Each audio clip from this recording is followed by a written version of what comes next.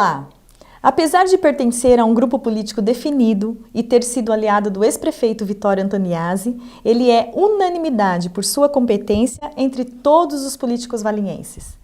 É muito querido não só como político, mas especialmente por ser médico.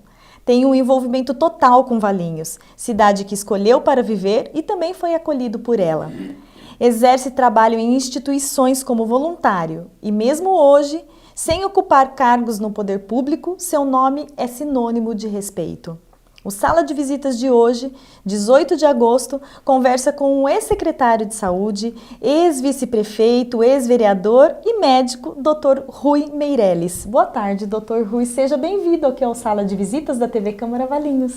Boa tarde, Denise. Em primeiro lugar, eu quero agradecer tudo isso que você me falou a respeito. Eu acho que eu não mereço tanto. E agradeço a oportunidade de vir conversar aqui na Câmara Municipal sobre assuntos do município, da nossa cidade, da minha cidade, porque eu adotei a cidade de Valinhos de coração e procurei durante todo esse período que vivo aqui em Valinhos participar da comunidade. Esse foi sempre o meu objetivo quando eu vim aqui para Valinhos. E o senhor é uma celebridade aqui no Sala de Visitas. Não, celebridade não, eu sou um cidadão comum como qualquer outro, né? Tantas outras pessoas que participam da vida da cidade, como voluntário, como político, como participando em sindicatos, participando no hospital, enfim, participando das entidades filantrópicas daqui de Valinhos, que são tantas, mas tem muita gente que merece respeito. O senhor não é de Valinhos, que cidade que o senhor nasceu? Eu nasci em Campinas, nasci, a gente tem que ser bem transparente, isso eu não tenho receio nenhum, nasci no dia 23 de janeiro de 1938 em Campinas. E seus familiares hoje, todos moram em Valinhos há muitos anos, é isso, A né? minha família, depois que eu me formei, eu me casei e logo depois eu vim para Valinhos. Vim para Valinhos em 1965. E é aqui que eu constitui a minha família. Todos os meus 5 filhos são figueiros, né? São figueiros porque nasceram aqui na Santa Casa de Valinhos. Nossa, o senhor tem 5 filhos, Tenho então? 5 filhos. Eu achava que era 3, por quê? Nossa, confundi total. Eu tenho 5 filhos. E por que o senhor veio para Valinhos? Bom, em primeiro lugar é o seguinte, eu sou de Campinas, como eu falei, eu me formei lá na Faculdade de Medicina da USP em São Paulo e sempre quis vir para o interior. Esse sempre foi o meu objetivo. Eu não me enquadrava dentro de uma metrópole como São Paulo e sempre vim para cá. E como eu nasci aqui em Campinas, conheci bem a cidade de Valinhos e naquela ocasião, quando eu me formei, coincidiu com a implantação da Santa Casa Municipal, Santa Casa de Misericórdia de Valinhos. Então eu tive uma oportunidade de começar o trabalho aqui. Naquela época eu encontrei com o Dr. Concon, né, naquela época tinha 2 médicos aqui em Valinhos, o Dr. Concon e o Dr. Silvio Antoniazzi. E eu encontrei com o Dr. Concon e ele realmente estava precisando de profissionais para trabalhar aqui na Santa Casa. Então eu vim aqui e comecei a trabalhar na Santa Casa junto com o meu amigo e colega Dr. Antônio Bueno Conte. Então os seus familiares também gostam de cidade do interior, porque o seu irmão José Osmar Meirelles dos Santos mora em Vinhedo. Mora em Vinhedo. Esse é um outro motivo de eu ter vindo aqui, né? Porque a minha família toda aqui está na redondeza de Campinas, né? O meu irmão em Vinhedo, o meu sobrinho que é médico também em Vinhedo, e eu vim para cá, então nós gostamos muito dessa região aqui, por sinal, a cidade de Valinhos é uma cidade privilegiada. E em que área o senhor atua, Dr. Rui, na medicina? Bom, quando eu me formei, eu fiz uma especialidade de cirurgia, então a minha especialidade é cirurgia. Mas quando alguém me pergunta qual é a profissão que eu exerço, o que você é, Rui? Eu sempre falo o seguinte, que eu sou um mico-leão dourado. O mico-leão dourado significa, é uma espécie em extinção, né? Porque naquela época não tinha tanto especialista. O sujeito fazia cirurgia geral e vinha para o interior, ele tinha de fazer não só cirurgia geral, mas ele tinha de fazer clínica médica. Mas a minha especialidade mesmo, me formei, depois eu fiquei mais 2 anos no Hospital das Clínicas em São Paulo, fazendo a especialidade cirúrgica, geral, gastroenterologia, inclusive ginecologia, obstetrícia. Então eu vim aqui como um fulano que fazia de tudo um pouco, né? Hoje não existe mais. Hoje o estudante, quando começa a entrar na faculdade de medicina, ele já tem um caminho, né? Eu vou ser cirurgião plástico, eu vou ser otorrino, eu vou fazer oculista. Naquela época não, naquela época era comum a pessoa ter uma formação médica global. E a política? Por que o senhor entrou para a política? Só um momentinho, por favor, que eu engasguei demais. E a política? Por que o senhor entrou para a política? Então, Denise, desde que eu entrei na faculdade de medicina, eu sempre participei da política como estudante, né? Naquela época tinha centro acadêmico e eu participei de um movimento que naquela época era, hoje não existe mais, era um movimento que existe em plano nacional, chamava JUC. JUC significa Juventude Universitária Católica. Era um grupo ligado à Igreja Católica, mas que tinha uma atividade política muito grande.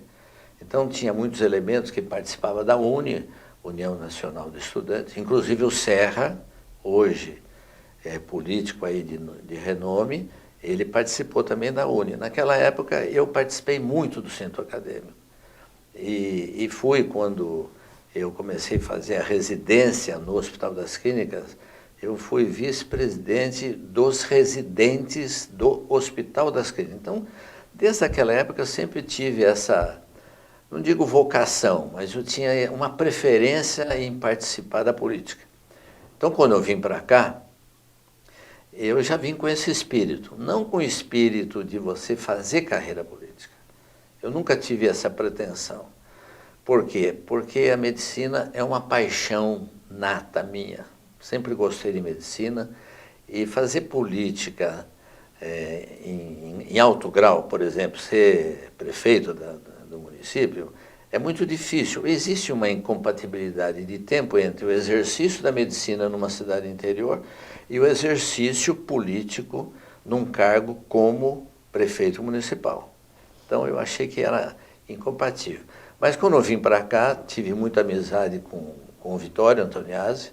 E o Vittorio Antoniazzi, quando foi prefeito pela primeira vez, ele me convidou para ser vice-prefeito. Eu aceitei, mas falei assim, Vittorio, eu só aceito com uma condição. Eu quero trabalhar pela saúde pública. Se você me der a direção da saúde, eu aceito. E ele topou, eu aceitei.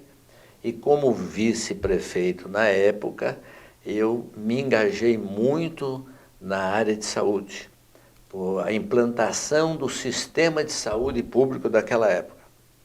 Naquela época predominava, como hoje foi dado continuidade a isso, naquela época predominava, dentro de um plano de saúde público, a implantação dos postos de saúde na periferia, né? Qual era o objetivo disso? Em vez de você trazer o doente para um atendimento central, nós vamos levar a saúde para a periferia. Então, na primeira gestão do Vittorio, durante 6 anos, de 82 a 88, nós criamos 4 postos de saúde aqui em Valinhos. Em que bairros? Um na Rua Campinas, Pinheiros, o outro acho que foi Jardim Pinheiros, na Campinas, outros 2, não estou lembrado bem. Não, tudo bem, sem mas problema. O fato que esses foi uma descentralização, né? Foi uma descentralização e foi o primeiro passo para criar os postos. E hoje nós temos aqui no município, se eu não me engano, 12 a 13 postos de saúde na periferia, né? E naquela época, a prioridade na área de saúde era exatamente isso. É você levar atendimento médico à periferia da cidade. Então isso existe, não é só aqui em Valinhos, em todas as cidades tem esse sistema de implantação da saúde pública. E antes de ser vice-prefeito do ex-prefeito Vittorio, o senhor disputou algum cargo político? Não, cargo político aqui em Valinhos não. Disputei cargo, se bem político, na época de estudante. Na época do estudante. Mas como político, cargo político partidário, não tinha disputado. Mas o senhor foi secretário de saúde antes de ser vice-prefeito? Não é bem secretário de saúde. Quando você falou secretário, eu até quero fazer uma correção. Aquela época tinha uma coisa que chama CIMES, é Comissão Interinstitucional Municipal de Saúde. CIMES, C-I-M-S. E naquela época eu fui o presidente do CIMES. E era um órgão, vamos dizer assim, que estabelecia programa de saúde no município. Então, o CIMES que ficou encarregado, por exemplo, de implantar a Semana de Saúde do município. Aliás, é uma coisa fantástica. Mas isso foi na época do ex-prefeito Vitório ou na época do Luiz Bisotto, que o senhor participou do governo? Não, na época do Vitório. Do Vitório, na época do Vitório que eu participei, fui presidente do CIMES. E o CIMES tinha essa atribuição de você organizar, por exemplo, a Semana de Saúde. Naquela época nós tínhamos Semana de Saúde com participação muito grande da comunidade, mas muito grande da comunidade. E outra coisa interessante naquela época, o sistema de admissão dos funcionários que trabalhavam no posto. Era um sistema totalmente diferente. Naquela época, nós fazíamos curso de enfermagem e quem eram os alunos do curso de enfermagem era o pessoal da própria comunidade, porque a política na ocasião era o seguinte: vamos contratar uma enfermeira para o posto de saúde lá do Pinheiros? Vamos.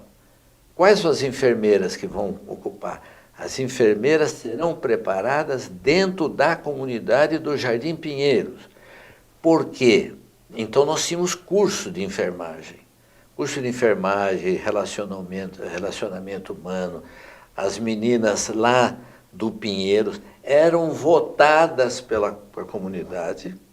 Eram votadas. A comunidade que votava em quais daquelas moças que queriam fazer o curso de enfermagem, quem escolhia não era eu, não era o prefeito, não era o secretário. Quem escolhia era a comunidade através de uma votação democrática. Então, as escolhidas eram submetidas a um curso de enfermagem prático, teórico e prático, e elas que assumiram o posto de saúde. Por quê? Porque a gente queria relacionar o funcionamento do posto com as pessoas que trabalhavam naquele bairro. Então, as enfermeiras tinham mais amor, mais carinho, mais dedicação, porque conhecia a comunidade. Então, o princípio era esse. Você contrata enfermeiras que já têm uma certa ligação com a comunidade. E isso foi durante muito tempo. Hoje mudou muito o sistema. Não vou dizer aqui que o sistema atual é pior ou melhor daquela época. Mas naquela época se dava muito valor a isso, a colocar dentro do posto de saúde pessoas conhecidas da comunidade, porque tinham mais afetividade, mais carinho, mais dedicação para com a população que procurava o posto de saúde. E isso era muito inovador para a época, né? Porque o certo era fazer isso até para escolher diretor de escola, vice-diretor, é muito democrático, exatamente, era um né? sistema democrático. Quem escolhia não era por decisão, por uma canetada do prefeito ou de qualquer secretário, era a comunidade que escolhia. Eu achava isso uma coisa muito interessante e funcionou durante algum tempo. Depois houve uma mudança, né? Cada prefeito que vem com as suas prioridades, né? E isso deixou de ser prioridade, então foi mudado com o passar do tempo. E como que era Valinhos nesse início da década de 80? Olha, quando eu vim para cá, na época de 65, na época de 80 que o senhor foi vice-prefeito, eu vim em 65. Né? Na época que eu fui vice-prefeito, em 82, eu acho que Valinhos devia ter uns 50 mil habitantes por aí, mais ou menos isso. Na época que eu vim em Valinhos, em 65, tinha 30 mil, 32 mil habitantes. Em 82 já tinha 50 mil, mais ou menos. E a cidade era uma cidade que muito, vamos dizer assim, muito aconchegante, né? Não tinha o estresse que tem hoje, né? Era mais calma, né? Você podia andar com mais facilidade, né? E a cidade, claro, como o Valinhos tinha, a cidade de Valinhos tinha todo o potencial para desenvolver, então ela cresceu rapidamente, né? Daquela época para hoje, hoje nós estamos com 110 mil habitantes, se eu não me engano, já ultrapassou 110 mil habitantes. Então, isso aparece os problemas característicos de uma cidade que cresce muito, né? Mas a cidade de Valinhos, eu me orgulho de morar aqui, me orgulho de ter 5 filhos aqui e me orgulho de viver numa cidade muito privilegiada. E o senhor participou também dos outros governos do ex-prefeito Vitório? Não, não. Dos recentes, não? Depois eu fiquei 6 anos, naquela época o período do prefeito era de 6 anos, eu fiquei de 82 até 88 e depois eu me candidatei para vereador. E eu continuei como vereador por mais 4 anos, mas nas outras gestões do Vitório eu não participei, a não ser como vereador, mas ligado à política diretamente, a política do Vitório diretamente, eu não participei. E como vereador, o senhor também teve uma atuação importante aqui na Câmara, que foi a elaboração da lei orgânica do município. Durante o período de 82 a 88, a prioridade que nós estabelecemos foi a criação da lei orgânica do município. De fato, nós elaboramos a primeira lei orgânica do município com a participação de todos os vereadores e com a participação muito grande de um grande amigo que já faleceu, que era o advogado Antônio Carlos Correia. Ele era o advogado da Câmara e ele nos ajudou muito a implantar a lei orgânica do município. E isso foi em 89? Não, 88. Foi 88, né? Foi 88. Inclusive, depois, a implantação da lei orgânica, eu sempre, se é uma virtude que eu tenho, eu sou uma pessoa que priorizo a democracia. Priorizo a democracia. Eu acho que política só se entende dentro de um espírito democrático. E naquela época, nós ouvimos toda a população a respeito do que a população queria, a respeito, o que nós iríamos introduzir na lei orgânica do município de Valinhos para atender os desejos da comunidade. Então, cada cidadão tinha o direito de fazer as suas sugestões, encaminhava à Câmara Municipal. Essas sugestões eram encaminhadas para as devidas comissões, de acordo com o assunto, e de modo que a lei orgânica do município foi elaborada com a participação muito ativa da comunidade e muito ativa dos 17 vereadores da época, né? Depois que nós fizemos a lei orgânica, eu fui à imprensa oficial do Estado, em São Paulo, junto com o Antônio Carlos Correia, nós fomos lá e conseguimos, através da imprensa oficial do Estado, imprimir a lei orgânica do município na faixa. Quem fez a lei orgânica do município, quem pagou foi a imprensa oficial do Estado. E naquela época, que é um assunto que me cativa muito, naquela época nós implantamos também uma pequena cartilha sobre política, que também foi feito na imprensa oficial do Estado e que nós distribuímos para todas as escolas aqui do município, para estimular o estudante a participar da política. Porque eu sempre me preocupei com isso, né? O sujeito que faz carreira política, ele tem que botar na cabeça que ele não é Deus e que ele não tem o cargo em caráter definitivo. Mais cedo ou mais tarde, ele tem que deixar, ou porque ele fica doente, que é o caso do Vitório, do amigo Vitório, ou porque ele perde a política, como o Vitório perdeu, como o Marcos perdeu e como o Cleito vai perder. A gente tem de colocar na cabeça que o político não é dono do poder. Ele não vai ficar o tempo todo Se ele não vai ficar o tempo todo na política, qual é a prioridade que um prefeito deve ter, no meu modo de entender? Tem de criar novas lideranças. Tem de criar novas lideranças. Você falou antes de começar o programa desse objetivo de trazer os estudantes para cá. Eu elogio essa iniciativa, ou sua ou de alguém, no sentido de trazer a juventude para participar da política e tirar esse conceito de que o político é pilantra, que o político só arruma um cargo como vereador, como prefeito, como vice, apenas em benefício próprio. Nós temos de criar nessa comunidade que política é tão importante como é o médico, como é a administradora, como é o economista, como é o comerciante, como é o empresário, como é o dentista, como é o cirurgião.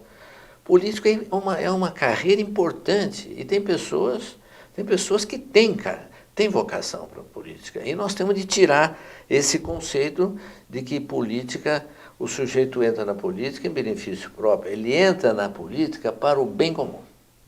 Para o bem comum. Ele tem de lutar para o bem da nossa comunidade, da nossa cidade, em todas as áreas, né? Área médica, segurança, etc, etc. O senhor disse que, na época, a população participava e fazia sugestões para a nova lei orgânica do município.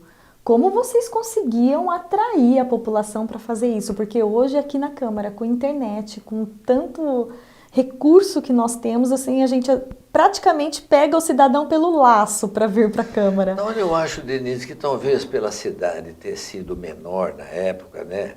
Eu acho que a população tinha mais interesse, né? Hoje tem tantos outros atrativos para a comunidade, né?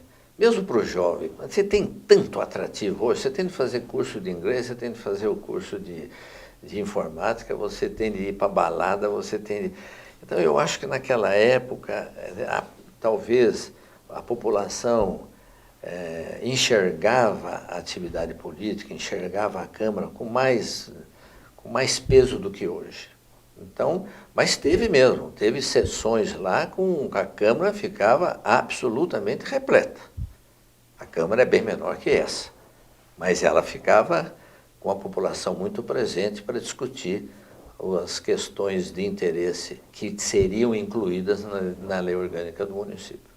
E o senhor, como presidente da Câmara na época, disse que o pessoal conta, o professor Matede especialmente, que o senhor distribuiu até lanche com mortadela para os vereadores para poder acabar logo a elaboração dessa lei, ficar até altas horas da madrugada, era isso mesmo? Olha, eu falo a verdade, isso é uma grande verdade que o Matede falou, porque você elaborar uma lei orgânica é uma coisa difícil, né? É difícil por quê? Porque é um sistema democrático. Todo sistema democrático é difícil, porque você tem de ouvir todo mundo, você tem de ouvir os vereadores, tem de ouvir a população. Isso é demorado. Não é que chega uma hora que... Isso é uma grande verdade. Chegou uma hora que falou, nós temos de terminar essa lei orgânica. E no final, para elaborar a lei orgânica e dar um final a ela, isso é verdade, é uma grande verdade. Nós chamamos... trouxemos para a Câmara Municipal o sanduíche de mortadela até terminar a elaboração definitiva da Câmara, da lei orgânica. É verdade isso, até ele não mentiu, não. Ele participou ativamente desse período, que foi um período muito, muito gratificante para todos nós, inclusive para ele também foi. E ele também contou que o senhor, às vezes, tinha alguma votação assim que colocava em dúvida alguma coisa que o vereador queria ou não queria. Aí o senhor falava, não tá bom desse jeito, vamos fazer de outro jeito, vamos fazer assim. E todo mundo concordava pelo respeito que o senhor tinha perante os demais colegas. Não, aí eu tenho a impressão que o Matede, nesse aspecto, ele exagerou um pouco. Eu acho que não era bem assim. Talvez o que acontecia, isso realmente é uma verdade. Toda vez que quando eu era presidente da Câmara e nós iríamos discutir os projetos, eu sempre tinha uma iniciativa, que alguns vereadores até não concordavam muito, eu procurava pegar cada projeto e fazer um resumo do projeto. Porque a gente sabe muito bem que tem vereadores que participavam ativamente, que pegavam o projeto, estudavam, etc, etc, e tinha alguns que também não tinha muito essa preocupação. Então, isso eu fazia. Eu me lembro muitíssimo bem. Cada projeto eu fazia um resumo. Nós vamos discutir esse projeto para lembrar de vocês o projeto. Qual é o projeto? É esse, número tal, se trata desse assunto, o projeto já foi encaminhado, tal. Nós estamos nesse período. Então vamos discutir esse projeto para definir se aprovamos ou não aprovamos. Eu acho que isso foi sempre uma preocupação minha. Mas isso de mudar a votação... Seria, mais ou menos. Às vezes para agilizar a votação, né? Talvez para se tornar mais rápido. Mais rápido, né? E quais outros projetos na época aprovados ou não, ou outros trabalhos que o senhor se recorda além da lei orgânica?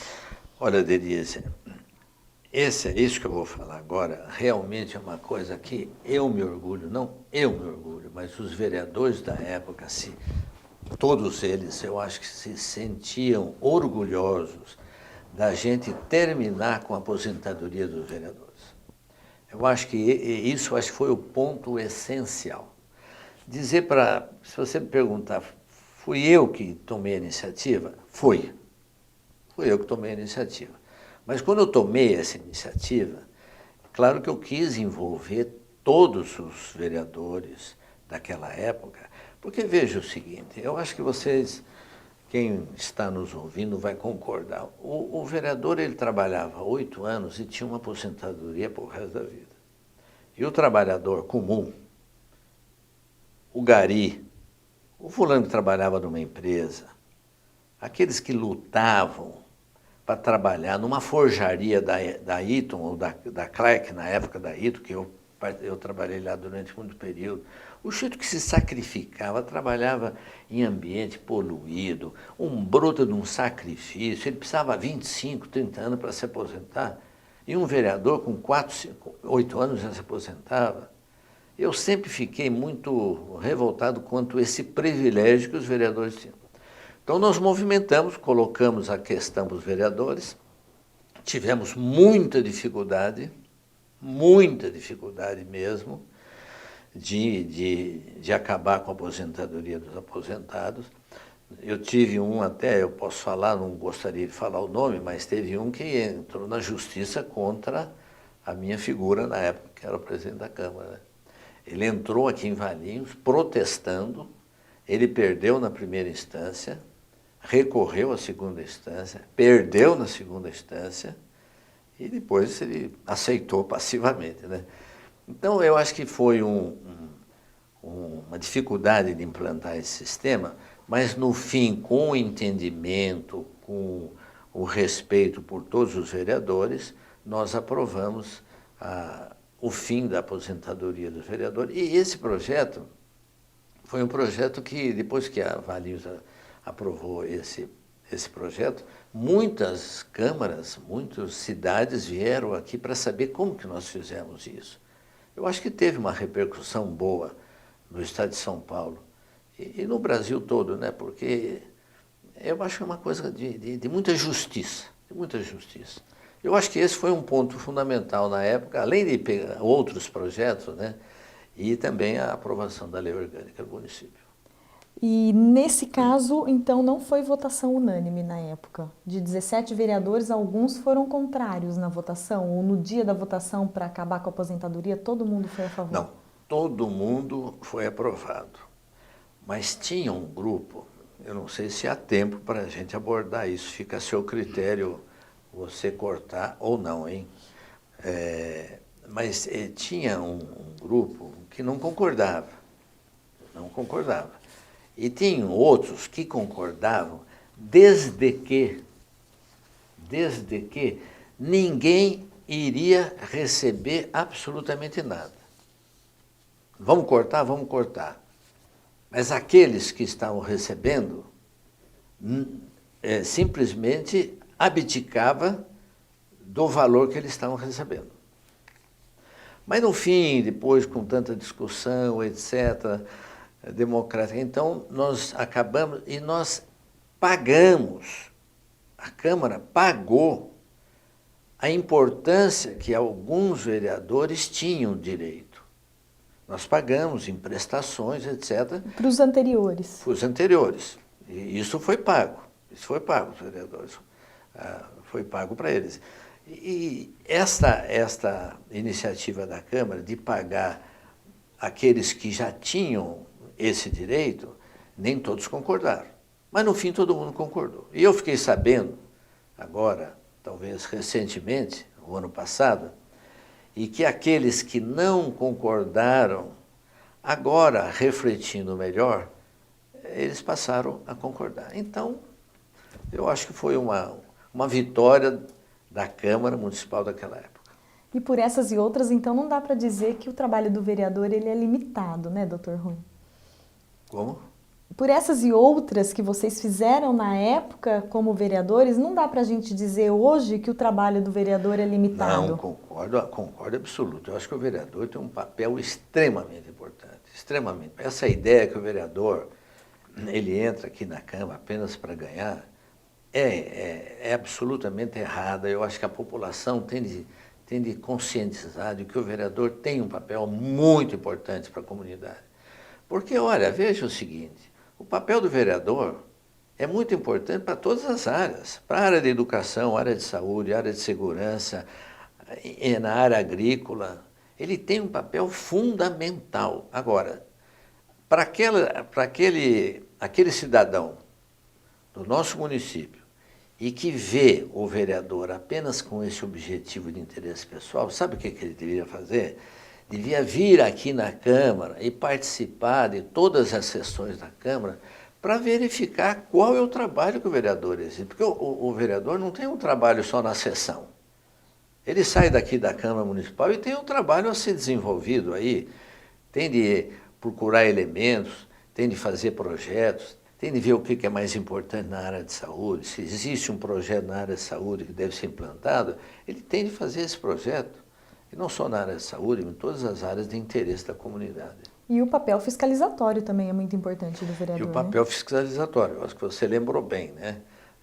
O vereador tem de fiscalizar o prefeito, tem de fiscalizar as canetadas dos secretários, tem de fiscalizar o que o prefeito está fazendo para aquele bairro, tem de fiscalizar se os postos de saúde implantados no município, que são 12 ou mais hoje, se está funcionando bem ou não está funcionando bem.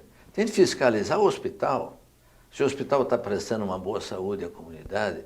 Enfim, ele tem um papel de elaboração de projetos e tem um papel de fiscalizar tudo aquilo que acontece no município, como você bem lembrou.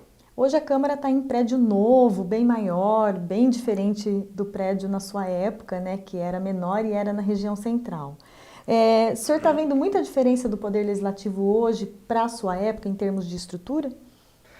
Não, em termos de estrutura, não tem dúvida nenhuma. Eu posso dizer com muita segurança que poucas cidades aqui da região metropolitana de Campinas têm um edifício da Câmara Municipal tão bem equipado como tem a nossa cidade de Valinhos.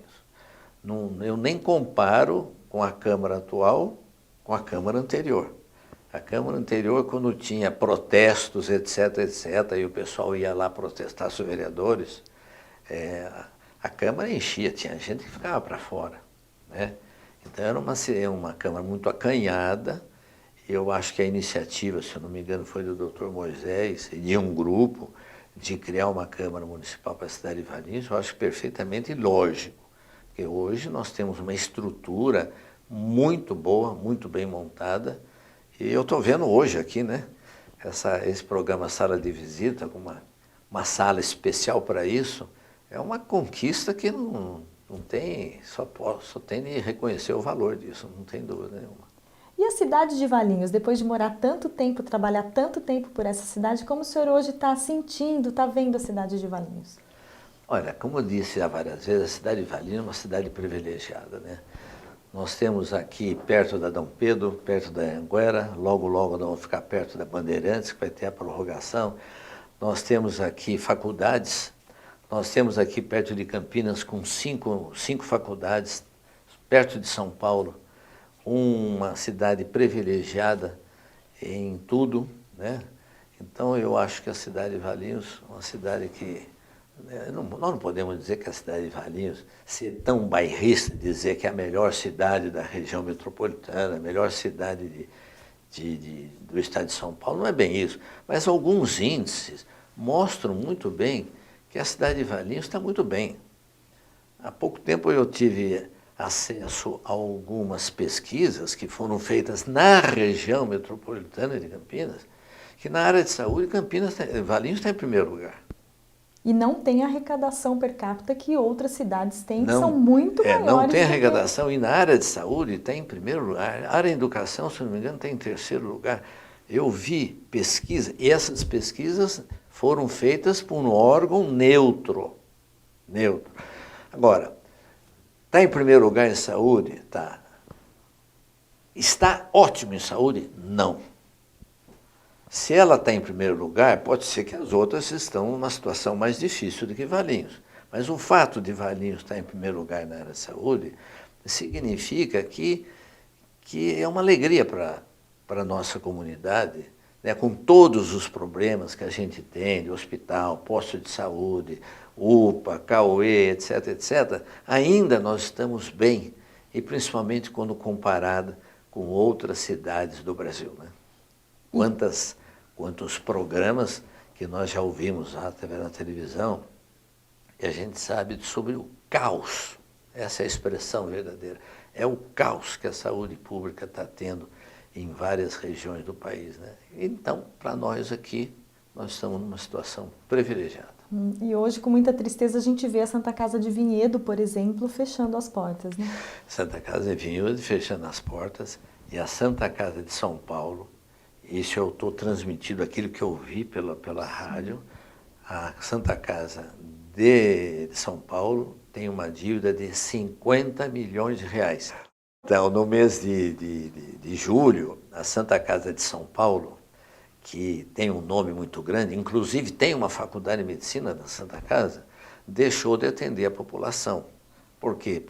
Porque a Santa Casa tem uma dívida de 50 milhões de reais, pelo que eu tomei conhecimento através da rádio.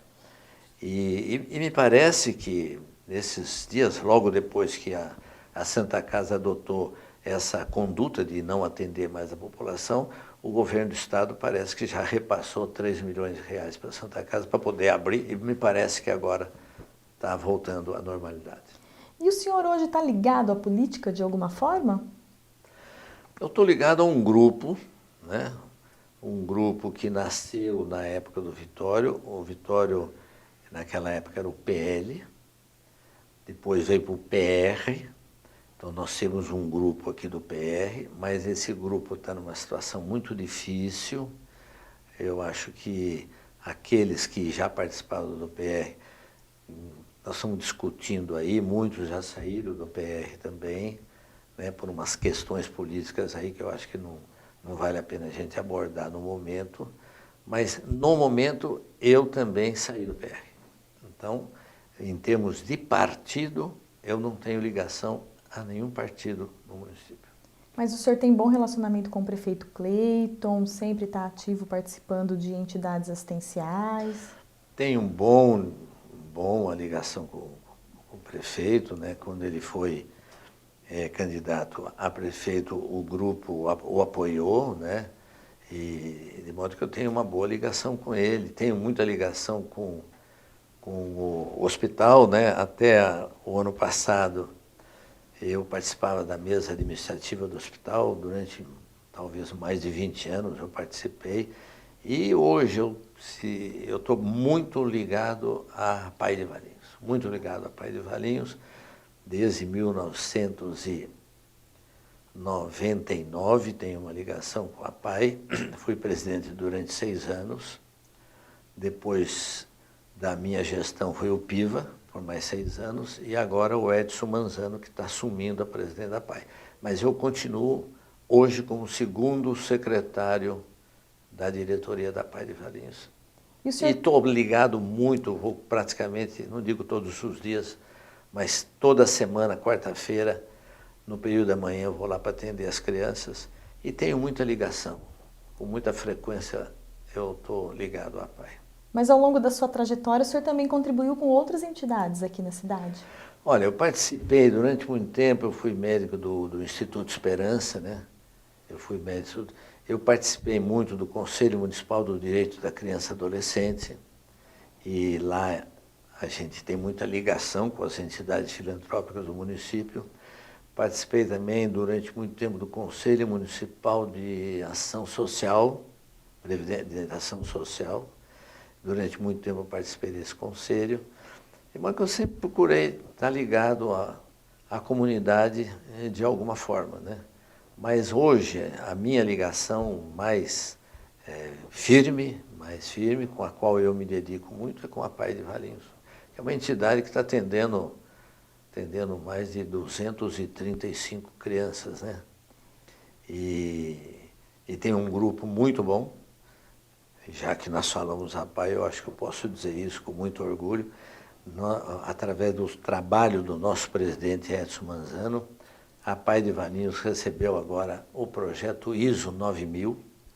Isso nos dá uma credibilidade muito grande. É uma certificação. É uma certificação. Há 15 dias atrás, nós recebemos a certificação. E essa certificação é concedida por um órgão assim, muito importante, né? E não é fácil conseguir a ISO 9000. Para conseguir isso significa um trabalho muito grande.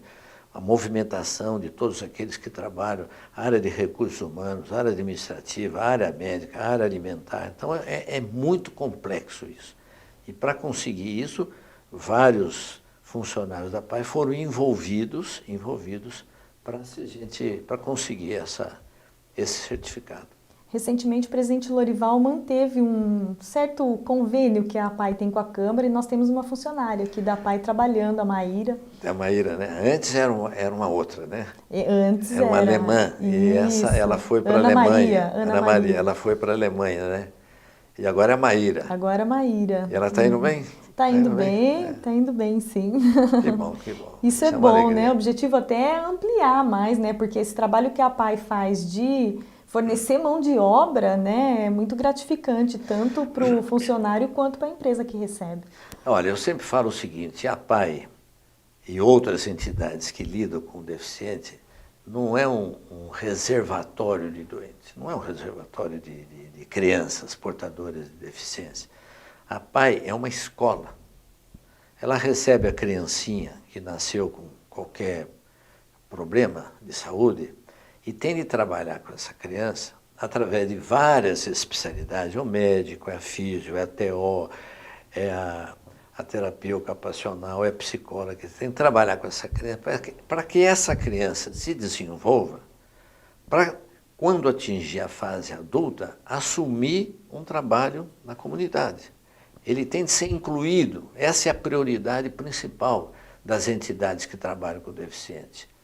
É você prepará-lo para ele ser incluído no mercado de trabalho e seja um cidadão, como qualquer um, com os direitos e com os deveres. Então, eu acho que essa é a prioridade principal da PAI. A inclusão da Maíra aqui é um exemplo típico.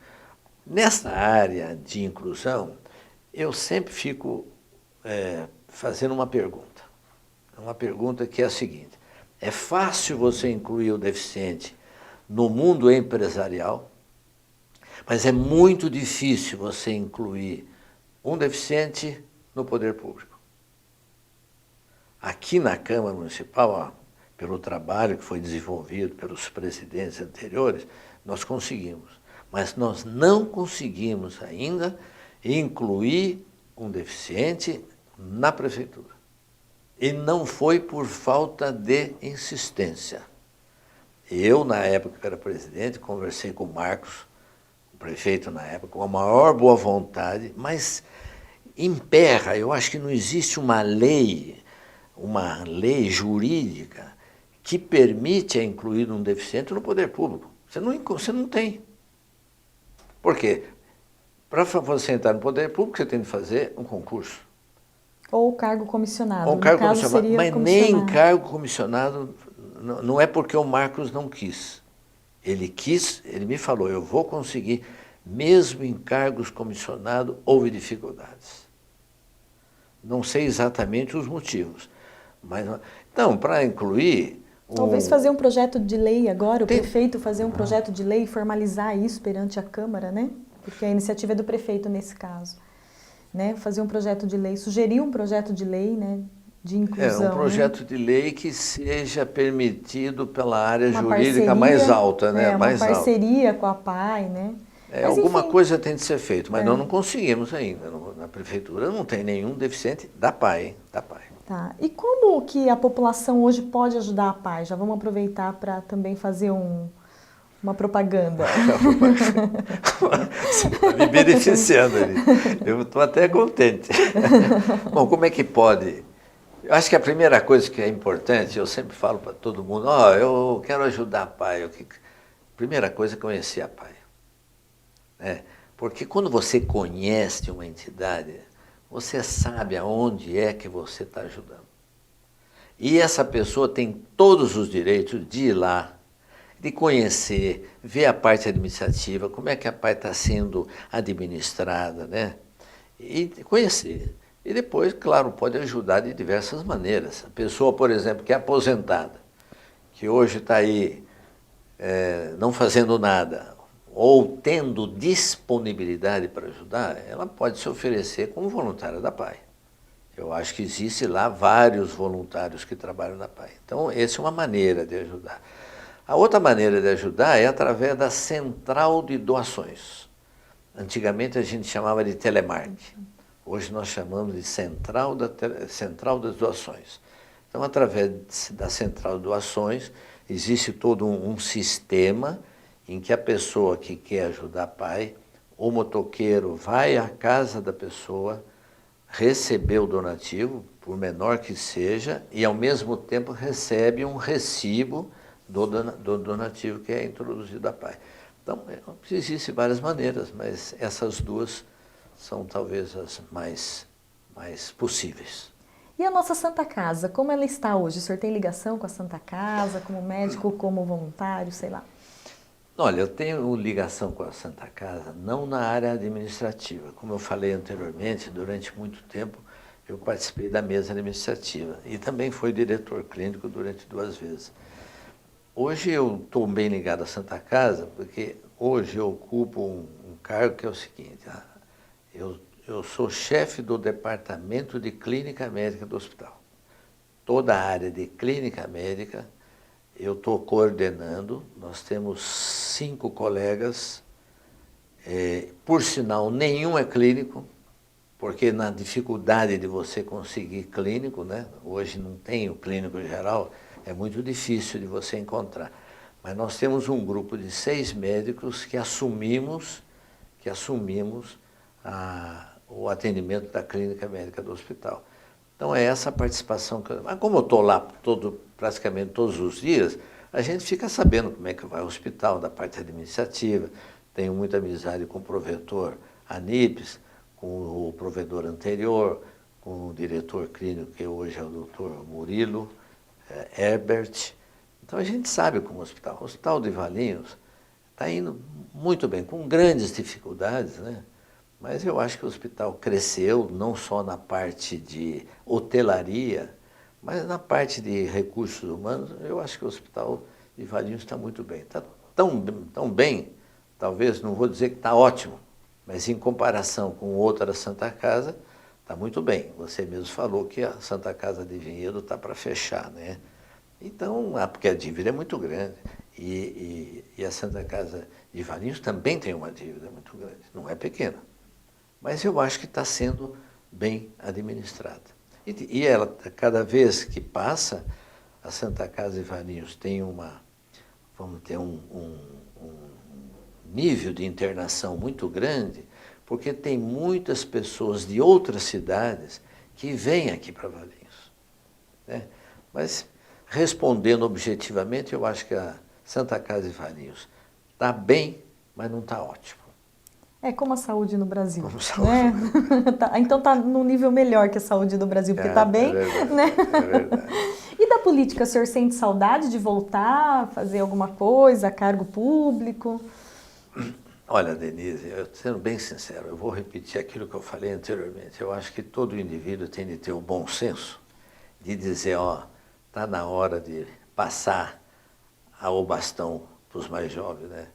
Então, eu sempre gostei de política, acompanho a política nacional, tenho interesse, né? Mas eu acho que a gente tem de ter a convicção de que você não tem mais aquele ritmo, aquela hipercinesia para você participar da política e, ao mesmo tempo, participar da saúde, né?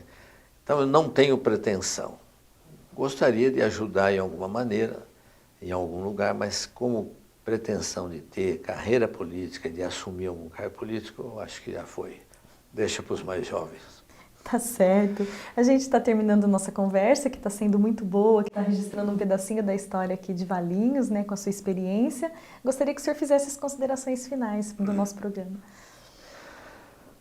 Olha, como consideração final, eu diria o seguinte. Eu diria, primeiro, uma mensagem para a classe política e uma mensagem para a comunidade.